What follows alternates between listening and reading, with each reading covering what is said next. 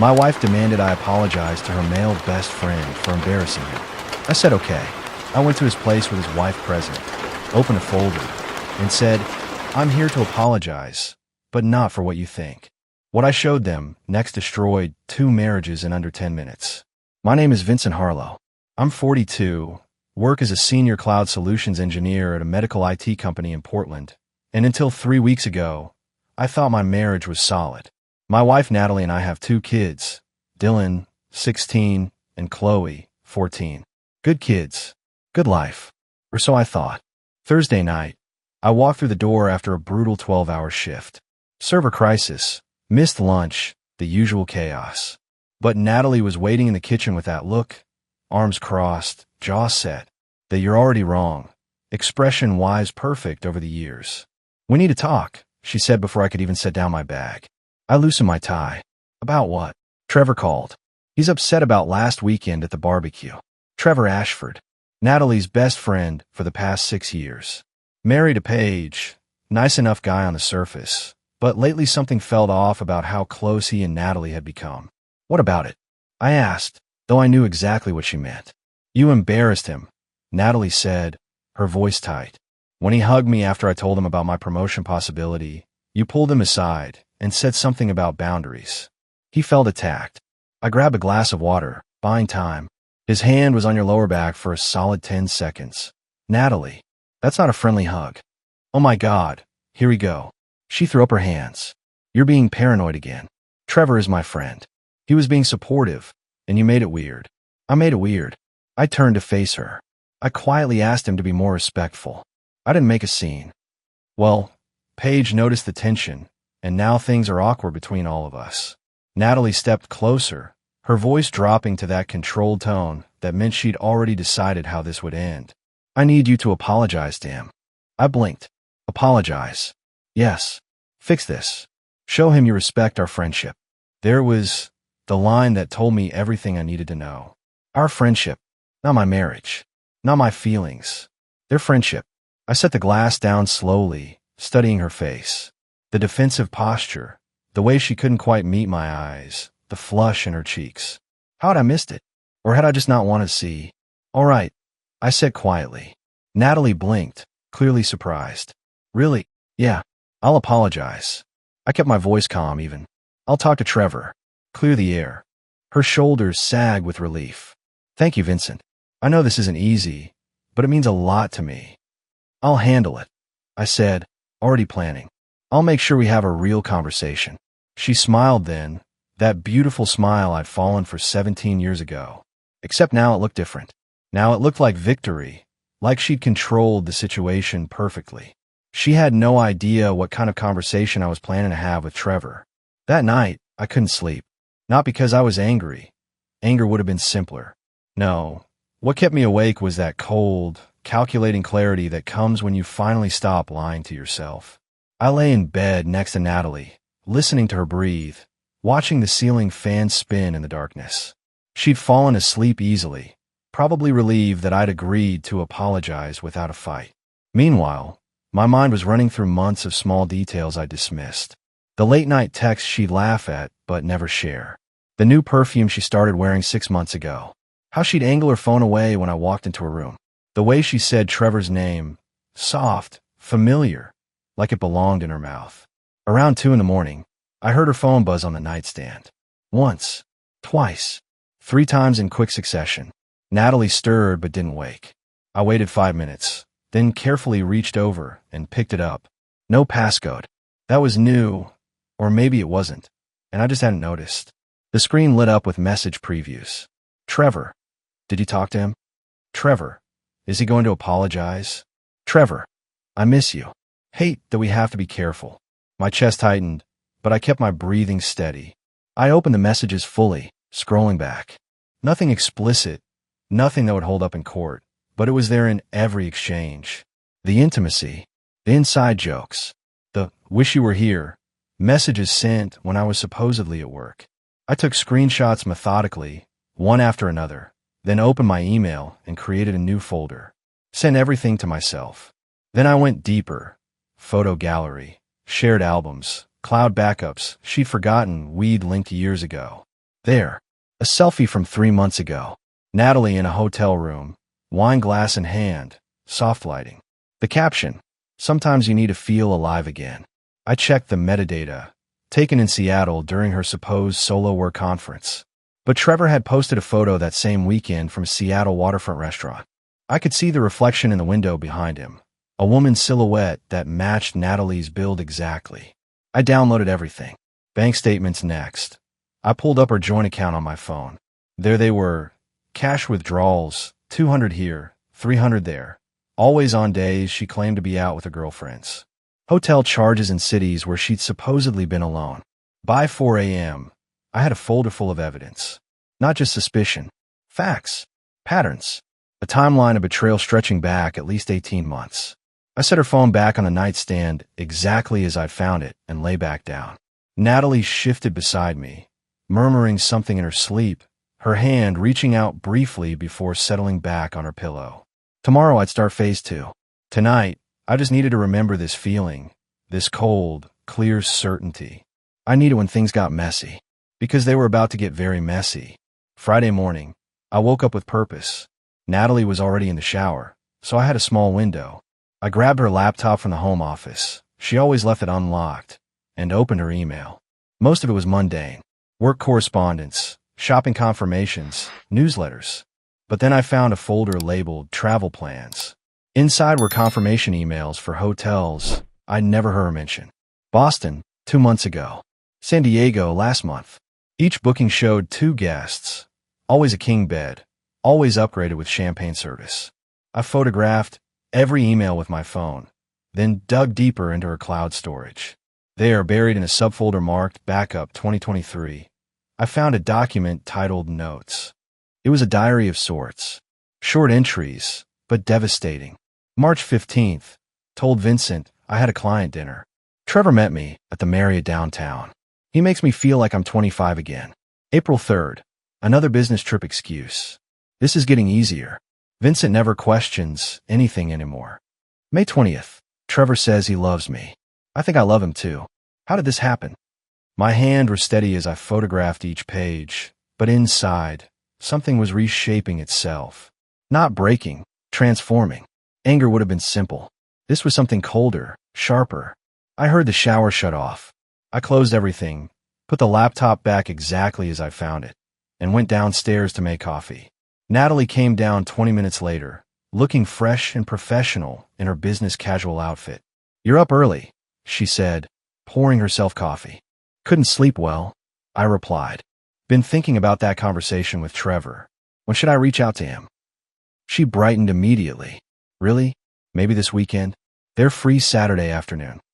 "I'll text him today," I said. "Set something up." She kissed my cheek, a quick, grateful peck. "Thank you, Vincent. This really means a lot." I watched her leave for work, her heels clicking on the hardwood floor, her perfume lingering in the kitchen. That perfume Trevor had probably bought for her. After she left, I opened my laptop and pulled up property records. Something had been nagging at me. Trevor worked in commercial real estate, made decent money, but nothing extraordinary. Yet he'd been taking expensive trips, buying gifts, living beyond what his salary should allow. Then I found it, buried in corporate filings for a commercial development company called Ashford Properties, LLC. Trevor was listed as VP of Operations. But the ownership structure showed something interesting. The primary investor, holding 35% of shares through a holding company, was listed as VH Investments. VH Investments, my investment firm, the one I'd set up 8 years ago with my inheritance money and never told Natalie about, because she'd always been weird about secret accounts. I pulled up my investment portfolio manager's contact. Gerald had been handling my money for a decade, making strategic investments in promising ventures. I called him. "Gerald, it's Vincent Harlow. Quick question about Ashford Properties, the commercial real estate venture you put me into 5 years ago." "Oh sure," Gerald said. "That's been performing well. Steady returns." "What? Who are the key players there? Who runs day-to-day operations?" I heard keyboard clicking. "Let me see. VP of Operations is a Trevor Ashford. Actually founded the company originally, but they brought in outside capital to expand. Your investment gave them the liquidity they needed. Good timing on that one. And if the VP were to be removed, What would happen to the company? Gerald paused. Well, with your ownership stake, you'd have significant say in personnel decisions. The board would have to approve, but why are you asking? Just doing some risk assessment, I said. Thanks, Gerald. I hung up and sat back in my chair. Trevor Ashford's career, his lifestyle, his ability to wine and dine my wife, all of it was funded, in part, by my money. The irony was almost funny. Almost. Saturday afternoon, Dylan asked if he could take the car to meet friends. I handed him the keys and watched him drive off, then turned to Chloe, who was curled up on the couch with her laptop. Hey, sweetheart, can I ask you something? She looked up, pulling out her earbuds. Sure, Dad. I sat down in the chair across from her. Have you noticed anything different about your mom lately? Like, has she seemed distracted? Chloe's expression shifted, just slightly, but I caught it. That look kids get when they know something they're not supposed to say. What do you mean? She asked carefully. Just checking in, I said gently. You can be honest with me. She bit her lip, then set her laptop aside. Dad, I wasn't going to say anything, but what? Last month, when you were in Seattle for that conference, Mom had someone over. Chloe's voice was quiet. I came home early from Emma's house because I forgot my charger. There was a car in the driveway I didn't recognize. When I came in, Mom and Mr. Ashford were in the kitchen. They were really close, and when they heard me, they jumped apart really fast. My chest tightened, but I kept my voice calm. Did they say anything? Mom said Trevor had stopped by to discuss some work thing and was just leaving. But Dad, Chloe's eyes were watering, the way they looked at each other.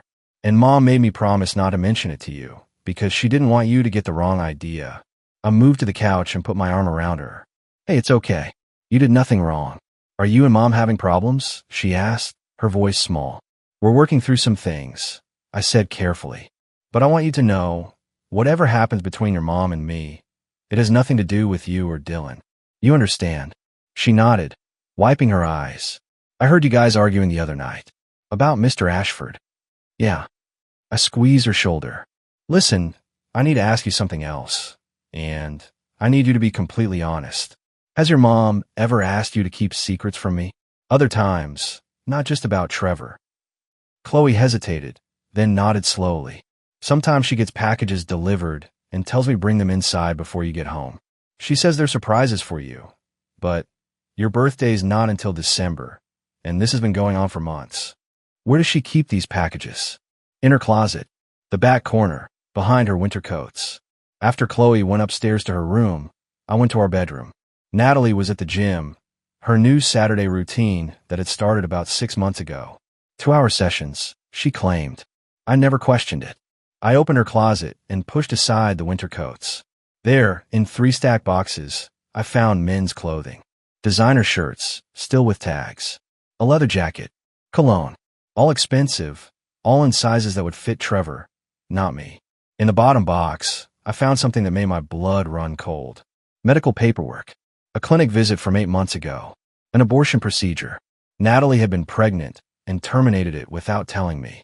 But here's the thing. I'd had a vasectomy 3 years ago after Chloe was born.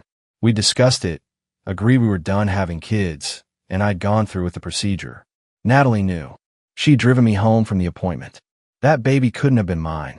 I photographed everything, put it all back exactly as I found it, and went downstairs. My phone buzzed. A text from Trevor. Hey man, Natalie said you want to talk. Want to grab a beer sometime this week? I typed back. Actually, how about I come by your place tomorrow afternoon? Around 2? I'd like to chat with you and Paige together. 3 dots appeared, then disappeared, then appeared again. Sure, that works. See you then. I set the phone down and looked out the window at the quiet suburban street. 24 hours from now, everything was going to change. I just needed to make one more call first. Sunday afternoon at 1:45, I pulled up to the Ashford house. Nice suburban split level, manicured lawn, 2-car garage. The kind of house that screamed, we're doing fine, while quietly drowning in debt I was helping to pay. I grabbed the folder from my passenger seat, plain manila, nothing fancy, and walked up the driveway. Before I could knock, Trevor opened the door with that politician's smile. Vincent, come on in, man. He extended his hand. I shook it, firm but brief. Appreciate you having me over, I said. The living room was stage perfect. Paige sat on the couch, looking smaller than I remembered, wearing a soft gray cardigan. She gave me a tentative smile. "Hi, Vincent. Can I get you something to drink?" "No, thank you, Paige. I won't take up much of your time." I sat in the chair across from them, setting the folder on the coffee table. "I wanted to talk to both of you together." Trevor settled next to his wife, draping his arm over the back of the couch. "Sure, man. Look, about last weekend, I think we just had a misunderstanding." "Actually," I interrupted gently, "I'm not here about last weekend." "Well, not exactly." I leaned forward slightly. "Natalie told me I needed to apologize to you, Trevor. She insisted on it, actually. Said I'd made you uncomfortable, embarrassed you." "It's water under the bridge," Trevor said, his smile tightening. "We're all adults here." "Right, adults." I picked up the folder. "So, I figured, if I'm going to apologize, I should do it properly. Clear the air completely. No more misunderstandings." Paige glanced between us, sensing something shift in the room. "Vincent, what's this about?" I opened the folder and pulled out the first document, a printout of text messages between Natalie and Trevor. I sat on the table, facing them. "This is from 3 days ago. I miss you. Hate that we have to be careful." "That's you, Trevor, texting my wife at midnight." Trevor's face went pale. "Vincent, listen." I held up a hand. "I'm not done." I laid out the next document. Hotel receipt from Seattle, 3 months ago. 2 guests, king bed, champagne service. Natalie told me she was at a solo work conference. I looked at Paige. "Trevor, you posted a photo from Seattle that same weekend. Small world, right?" Paige picked up the document with trembling hands, reading it slowly. Her breathing changed. "And here," I continued, placing down more papers, bank records showing cash withdrawals from our joint account. "Our account, the one meant for our family, going to fund your lifestyle, Trevor. 200 here, 300 there. Adds up to about 40,000 over the past year." Trevor stood abruptly.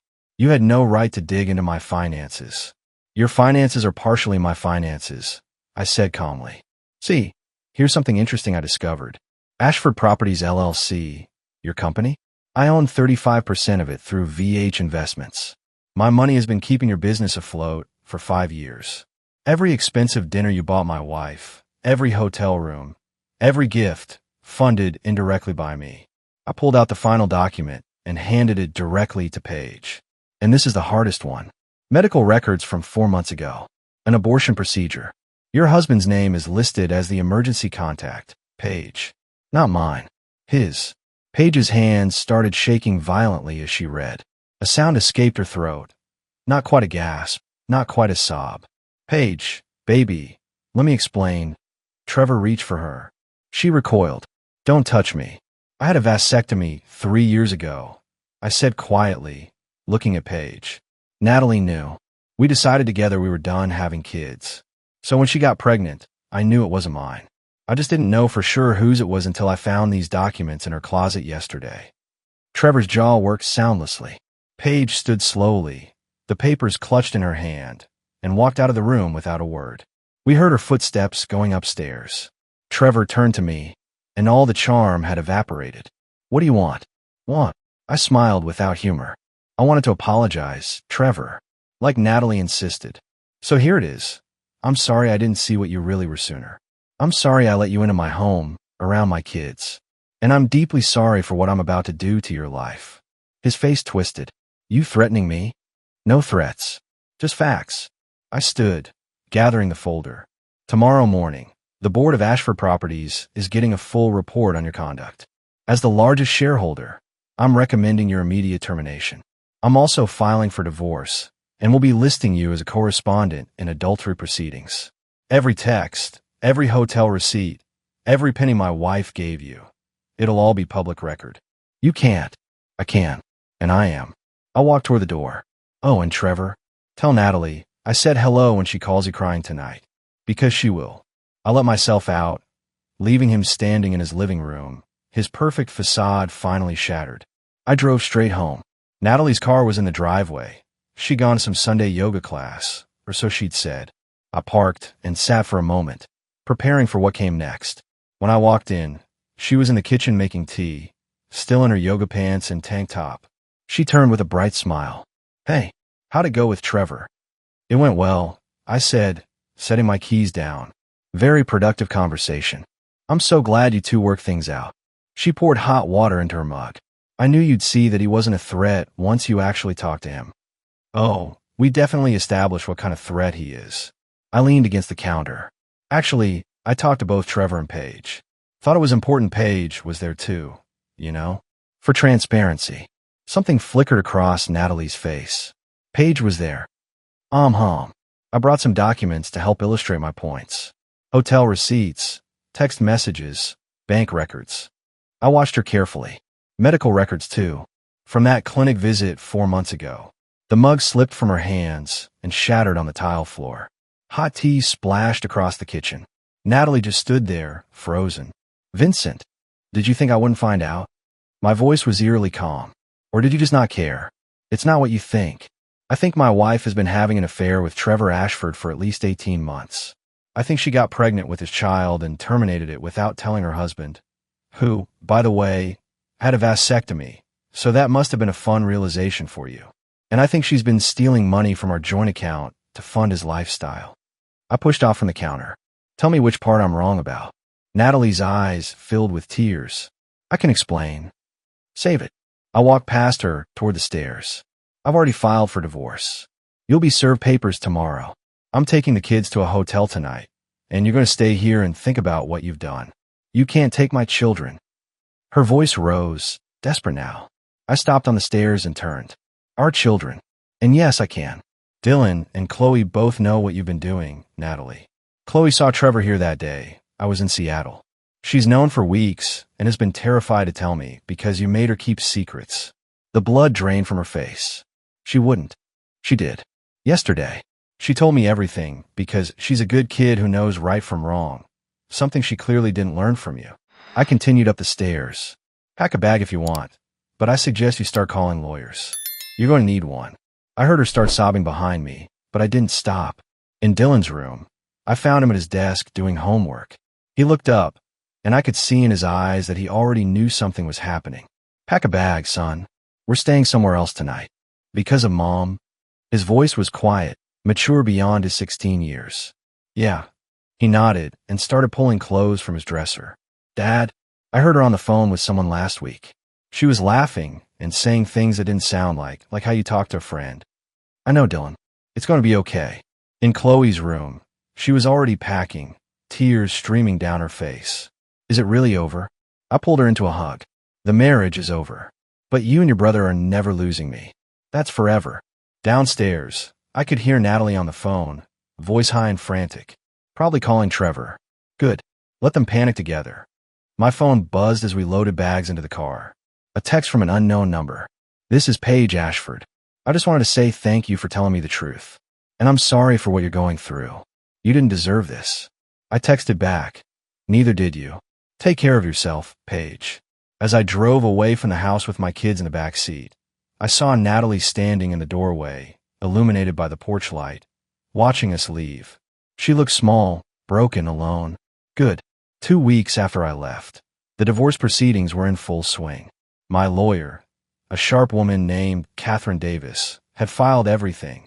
Adultery as grounds, full custody petition, and a fraud complaint with the district attorney regarding the forged financial transactions.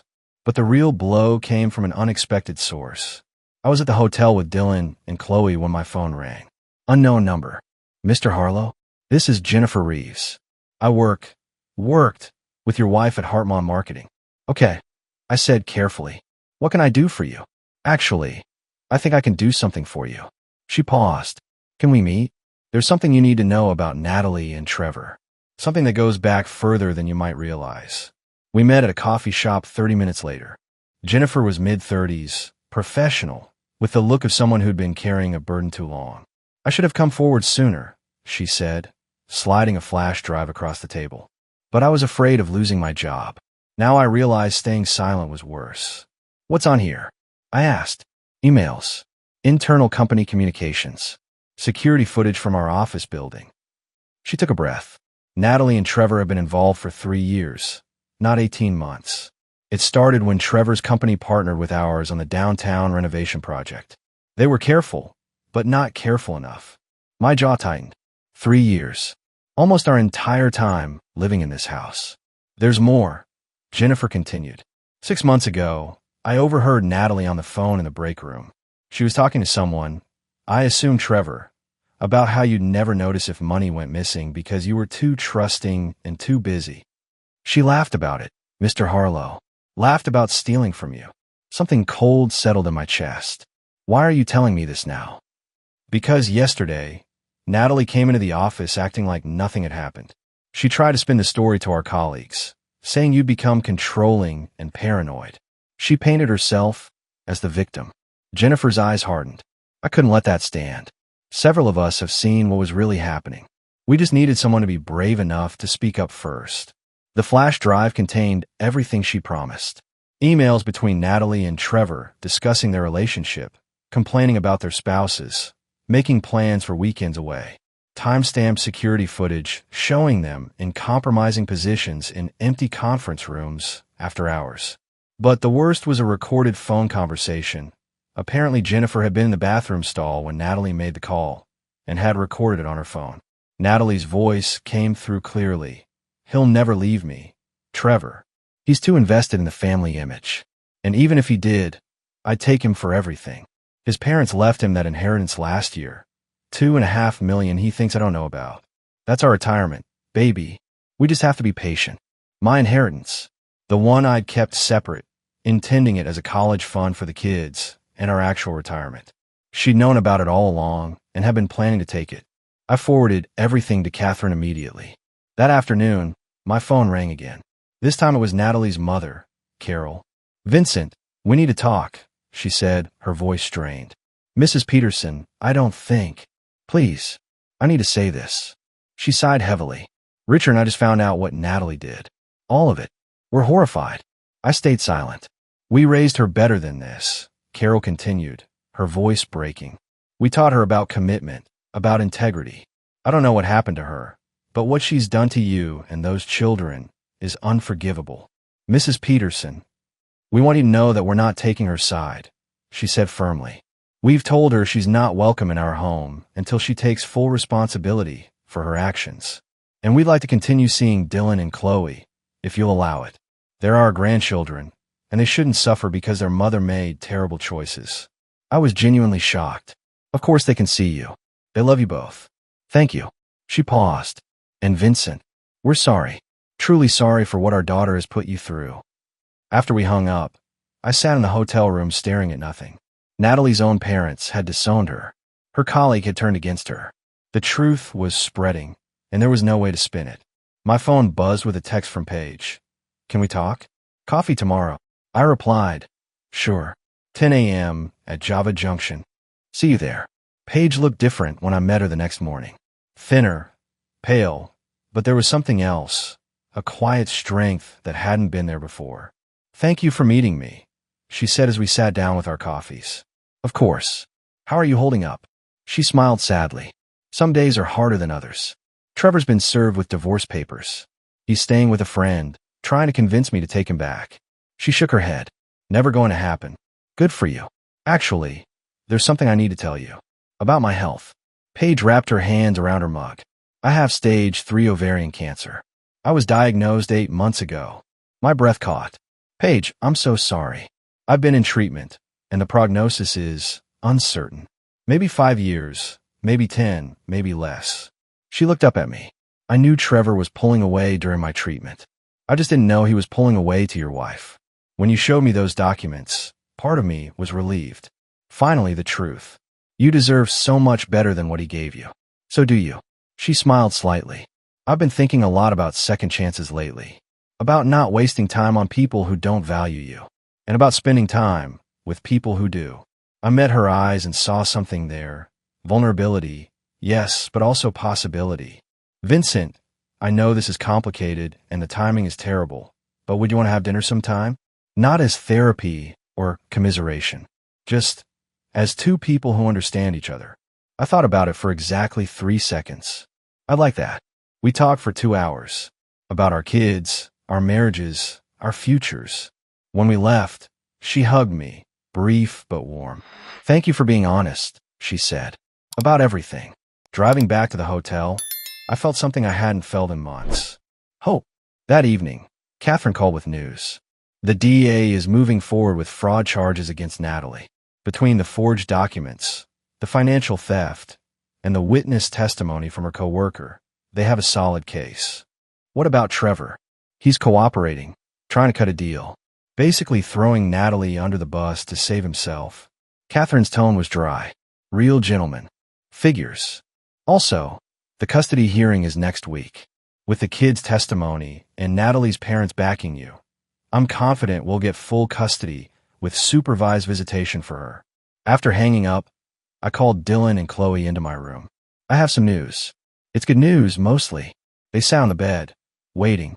The court case is moving forward. Your grandparents, your mom's parents, have said they support us. They want to keep seeing you. What about Mom? Chloe asked quietly. She's going to face some legal consequences for what she did. But that's not on you. That's on her. I pulled them both close. No matter what happens, you two are my priority. Always. Dylan nodded. Dad, I know this is weird to say, but I'm proud of you for not just taking it. Those words meant more than any court victory ever could. For months after I left, the divorce was finalized. Natalie got minimal visitation rights. Every other Sunday, supervised by her parents. The fraud charges were still pending, but the DA assured Catherine they had enough for a conviction. Trevor had been terminated from Ashford Properties. Without his position and with his reputation destroyed, he'd lost most of his clients. Last I heard, he was working at a small real estate office in the suburbs, making a fraction of what he used to. But I wasn't focused on him anymore. I was focused on building something new. One Tuesday morning, I received a call from the Portland Tribune. Mr. Harlow, this is Lisa Reed, editor of the opinion section. We've heard about your case through court filings, and we'd like to offer you space to write a statement, if you're interested. Many readers have been following the story. I thought about it for exactly 10 seconds. I'll send you something by tomorrow. That night, I sat down and wrote. To the community, my name is Vincent Harlow. Some of you may know my story. My wife's affair, the financial theft, the betrayal that nearly destroyed my family. I'm not writing this for sympathy or revenge. I'm writing this because silence protects the wrong people. For 18 months, I trusted completely while being deceived systematically. I ignored warning signs because I believed in the sanctity of marriage and the goodness of people I loved. That trust was weaponized against me. But I want to be clear, I'm not a victim. I'm a father who fought for his children. I'm a man who chose dignity over despair. And I'm someone who believes that truth, however painful, is always better than comfortable lies. To anyone reading this who's in a similar situation, trust your instincts. Verify what you're told. And know that choosing yourself isn't selfish, it's survival. I'm grateful to everyone who supported my family through this. My children's grandparents who chose principle over blood, the colleagues who spoke truth when silence would have been easier, and especially to those who showed me that betrayal doesn't have to be the end of the story. It can be the beginning of something better. Vincent Harlow. The letter published Wednesday morning. By noon, my phone was flooded with messages. Friends I hadn't heard from in years, former colleagues, even strangers offering support. The local news picked it up. By evening, it had gone viral online. Natalie called, furious. How dare you humiliate me publicly like this? I didn't name you, I said calmly. I told my truth. If you feel humiliated, that's guilt, not defamation. She hung up. But the most important call came from Paige. Vincent, I read your letter. It was beautiful and brave. Thank you. I've been thinking, she said carefully, about us, about what this could be. I know it's complicated with my diagnosis, and I know it's fast, but... Paige, I interrupted gently. I don't care about complicated. I care about real. And this is the most real thing I've felt in years. She was quiet for a moment. I feel the same way. Then let's stop overthinking it. That Saturday, Paige came to dinner with me and the kids. Dylan and Chloe had met her twice before, but this felt different, more intentional. We cooked together, laughed together, and for the first time in months, the apartment felt like a home. After the kids went to bed, Paige and I sat on the couch, her hand in mine. Thank you, she said softly, for seeing me as more than just Trevor's victim or a cancer patient. For seeing me. Thank you for being brave enough to want this, I replied.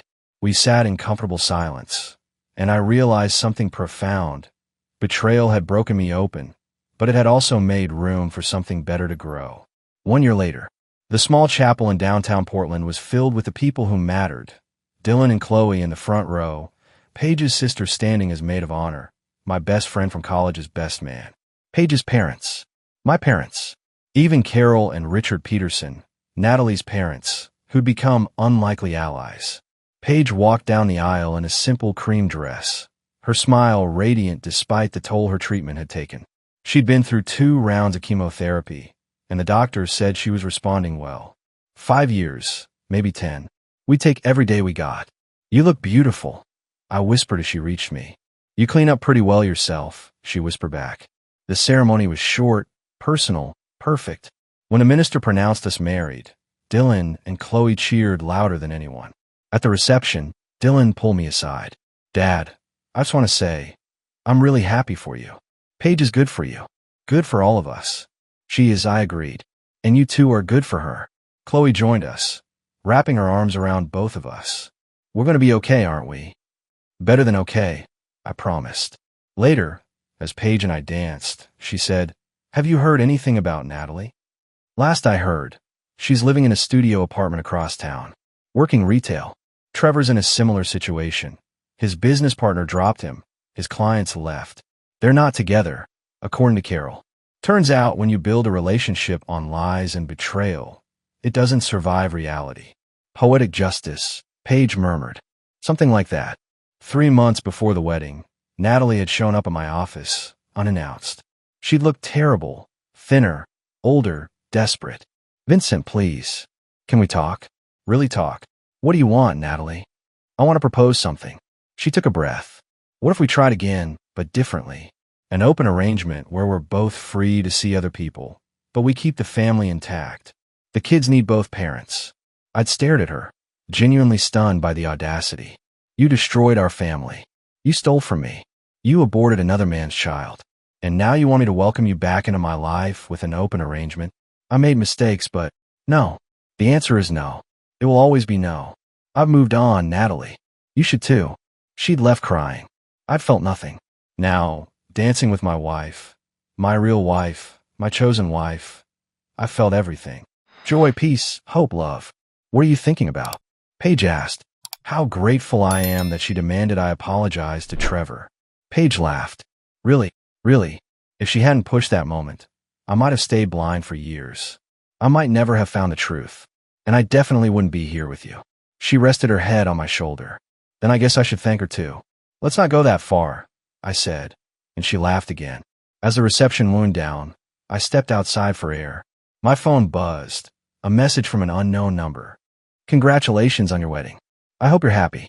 I truly do. I'm sorry for everything. N. I read it once, then deleted it without responding. Inside, Paige was talking with Dylan and Chloe, the 3 of them laughing about something. My family, not the one I'd planned, but the one I'd fought for and chosen. I walked back inside, put my arm around Paige, and kissed the top of her head. Ready to start our life? She asked. I already did, I said. A year ago, when I stopped apologizing for someone else's mistakes and started living for the people who actually matter. She smiled, took my hand, and we walked into our future together. Whatever time we had, we'd make it count.